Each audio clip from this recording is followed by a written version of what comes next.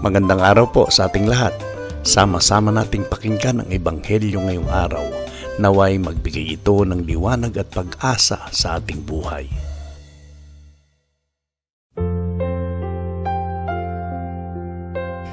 Ang mabuting balita ng Panginoon ayon kay San Marcos.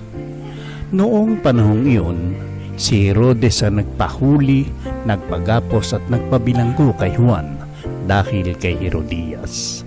Ang babaeng ito'y asawa ni Felipe at kapatid ni Herodes. Ngunit kinakasama niya. Laging sinasabi sa kanya ni Juan, hindi matuwid ang kunin ninyo ang asawa ng inyong kapatid.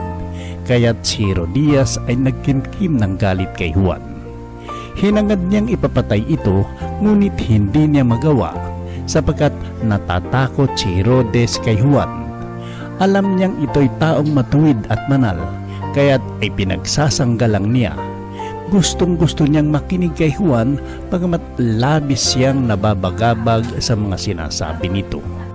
Sa wakas ay nagkaroon ng pagkakataon si Herodias nang anyayahan ni Herodes sa kanyang kaarawan ang kanyang mga kagawad, mga pinuno ng hukbo at ang mga pangunahing mamamayan ng Galilea. Pumasok ang anak na babae ni Herodias at nagsayaw. Labis na nasiyahan si Herodes at ang mga panauhin. Kaya't sinabi ng hari sa dalaga, hingin mo sa akin ang anumang ibig mo at ibibigay ko sa iyo. At naisumpa pa niyang ibibigay kahit ang kalahati ng kanyang kaharian kung ito ang hihilingin. Lumabas ang dalaga at tinanong ang kanyang ina, ano ang hihingin ko? Ang ulo ni Juan Bautista, sagot ng ina. Dali-daling nagbalik ang dalaga sa kinaroroonan ng hari. Ang ibig ko po'y ibigay ninyo sa akin ngayon din sa isang pinggan ang ulo ni Juan Bautista, sabi niya. Labis na nalungkot ang hari, ngunit dahil sa kanyang sumpa na narinig ng kanyang mga panauhin, hindi niya matanggihan ang dalaga. Kaagad niyang iniutos sa isang bantay na dalhin sa kanya ang ulo ni Juan. Sumunod ang bantay at pinugutan si Juan sa bilangguan. Inilagay ang ulo sa isang pinggan at ibinigay sa dalaga. Ibinigay naman iyon ng dalaga sa kanyang ina. Nang mabalitaan ito ng mga alagad ni Juan, kinuha nila ang kanyang bangkay at inilibing. Ang mabuting balita ng Panginoon. Mapagpalang araw ng Sabado po sa ating lahat. Ang mabuting balita ngayon ay tungkol sa pagkamatay ni Juan Bautista. Isang taong pinili ng Diyos upang magsalita ng katotohanan kahit alam niyang maaari itong magdulot ng panganib sa kanyang buhay.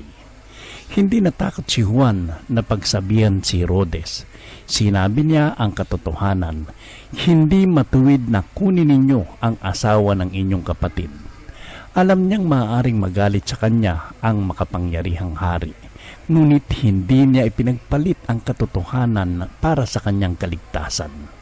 Dito natin makikita ang isang mahalagang aral. Ang pagiging tapat sa Diyos ay hindi laging madali.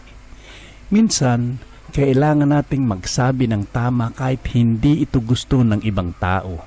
Minsan, kailangan nating tumanggi sa isang bagay na mali kahit may kapalit itong problema, pagkawala o pagdurusa. Makikita rin natin kay Herodes ang panganib ng kahinaan sa paninindigan. Alam niyang si Juan ay matuwid at banal, gusto pa niyang makinig dito. Ngunit nang dumating ang sandali ng pagsubok, mas pinili niyang protektahan ang kanyang dangal sa harap ng mga panauhin kaysa gawin ng tama. Ilang beses din natin kayang nararanasan ito. Alam natin kung ano ang tama, ngunit natatakot tayong gawin ito dahil baka husgahan tayo ng iba. Maiwan tayo o mawalan ng isang bagay na mahalaga sa atin. Ang pagkamatay ni Juan Bautista ay nagpapaalala sa atin na ang katotohanan ay hindi dapat ipinagbibili para lamang sa ating kaginhawahan. Ang tunay na tapang ay hindi kawalan ng takot. Ang tunay na tapang ay ang pagpili sa tama kahit may takot. Ngayong araw, tanungin natin ang ating sarili. kapag kailangan kong pumili sa pagitan ng katotohanan at ng kaginhawahan, alin ang pipiliin ko? Naway bigyan tayo ng Diyos ng katapangang tulad ni Juan Bautista, isang pusong matapat, matatag at hindi natitinag sa paggawa ng tama. Manalangin tayo.